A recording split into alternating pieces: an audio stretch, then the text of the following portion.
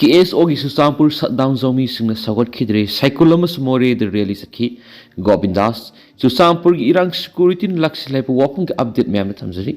कोकी जो MLA Singh Manipur government same मरी यावखिबबु यनिंगदब फोंदोक्लदुना कोकी स्टूडेंट ऑर्गेनाइजेशन कोखिबा पुंग कुनगे मरी की सटडाउन जोमी सिंह सगोट खिद्रे लोइनना जोमी सिंह गुवाहाटी द पांगतोकिबा मिफमना लौकिबा लोंगथु रिजोल्यूशन याखिद्री कोकी सिंह नमना ताब अतै मफम सिंहदा ngarang rally satuna nemsa kipgena deputy minister oikibada yaningdaba phungdoklabsu churchampur da tholakhiba irang security na laksinduna security ki control makhara thamle haina minister govindas na phungdokri haukiba February ahum leba pokpa numita Delhi da pangthokpa mifamda warep lawraduna yum vacation numita kangpokpi assembly constituency ki MLA nemsa kipgen government Ajay Kumar Balana deputy minister oina wasak lokibaga loina sagol sunumita pangthokiba taragani thusuba Manipur legislative assembly ki tare suba mifamda deputy minister nemsa kipgen seruk yakibani nemsa kipgen deputy minister oina Delhi ki Manipur bawondagi virtual oina seruk yakibaga loina sagol sunumita pangthokpa assembly mifamda su MLA sing LM khokti emasu ngorusang sanati nimsa kipgen ga loinana Delhi gi Manipur bawon gi saruk yakhi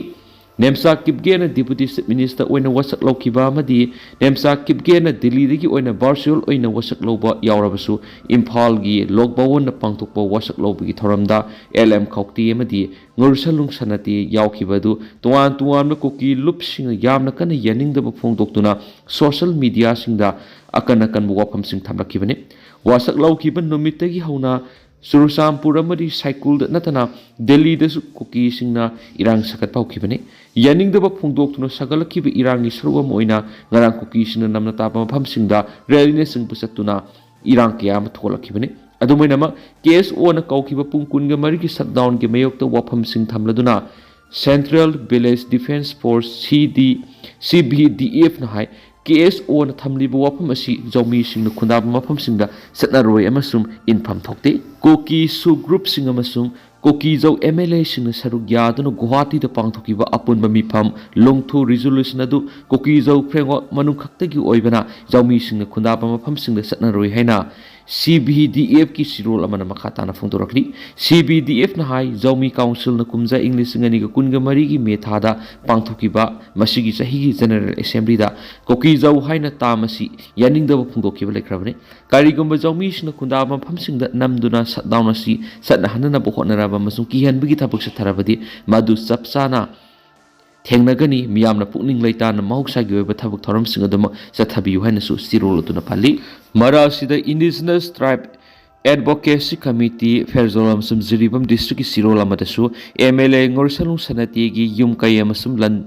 lanthumda ama ata thona bo honarakna wa akan bo warning tawkibisu lekrabani India na koki terrorist laksin bangamdri khundrakpum kendra youth organization na khogyogi wafong kanglupna thadorakpa sirola mana phongdorakpa Imphal East District ki Kongma maru lepham gi akoiba Mag Hill Range ki koki terrorist na nongmai maru kya kapthrakri koki terrorist ngasi laingak ki akhanaba miyeng na security force na lakshin haudrabadi nauna minister oina wasak lokraba yumnam khemsan gi ising thembi village ta leiba farm house target tarakpa yabi gi singna basulari Mag Top Hill Range haina khangnari mafam asi me ohum English ngani ga kungo humdoi gi matung digi ngasi phabu koki singna mapung phan khudum chanduna lairakani asumna laisin khibana singthak asi digi khulai paiduna koki narco terrorist singna maitei da kaihogol leptrip mafam asi da state forces singna section ngak seli adumoinamak Chayol amagi manungda central force singna mapung phan control tobungam drabadi amukta ukhidribi ihowa malakpi khundrakpam AC gi miam su mikupna hom singna laisi hainsu phongdorakli Assam Patharkandi umang de lam khopsin lamba imung lising ama da eviction notice thakri Assam lengar state asigi tungan mafam de lam khopsin lamba imung sing da eviction notice thaduna takthokpagi thabak pekhatuna lakpagi saruk ama oina ngarang Assam gi forest department na Sribhumi district leiba Uttarakhandi Reserve Forest area da lam khopsin duna laisin lamba imung lising ama henbada eviction notice thaduna athuba matamda makhoina lariba mafam sing adu thadoktuna satkinaba khankhri hari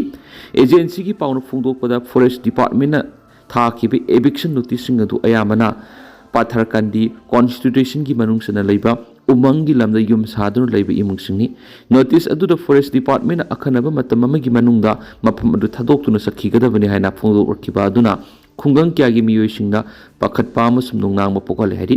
notice adu phangbadigi pathar kandi constituency da leibi imung manung kaya na makoina sajilamba yum sing sidok paunakre amasum atopa mafam da hongdokna ba siam sanakre khunja khranadi makoina umangi mafam asid lairakli basi sahi kya gi mamang dagini mamang da authority sing leiba yaroi haina phongdokhi basu leite aduga khanghaudana mafam asi thadok tuna sakhigadabani haina phongdorak basi awaba pinaba hona banaki ahal oirabina pi kya na makoina piklingai digi hauna umang asida khundaduna leiriba miyoi sing asi adumak leiramki makoi su khunja sing asida yum pali loinana hauji mapu roiba leikidraba matam asida forest department miyeng sangduna lakolaktiba thabak thoram sing asi nungaitaba phawi sai kya forest department yingsindana amadi action lakhotana laklaga haujikta ikhut magna sajaba yum sida u haibasidi ka henmalaki अथुब मतम एरिटा की मिहाट पुथोना DGP दा तक्सिंख्री हौकिब सयिंग लिसिंगनि का कुनग मंगा की October 10 दा ये school सिंगा खमलेरक्ता नुंगथिल पोबोपता अंगोम रिता देवी कौबी अमाबु मसागी मयुमक्ता तमथिना हाटखिब थौदोदो था अहुम मपुंग फाखरप फावबद पुलिस न मिहाट पुथोप ngamdana leiri hilam asida hakthengna yingsin biduna mihat puthokuna case asi lusin biu haina YBO Gas School Voluntary Organization Manipur gi DGP da ayib sirol pisinduna taksinkhri YBO Gas School gi president Surakhabam Sarachandra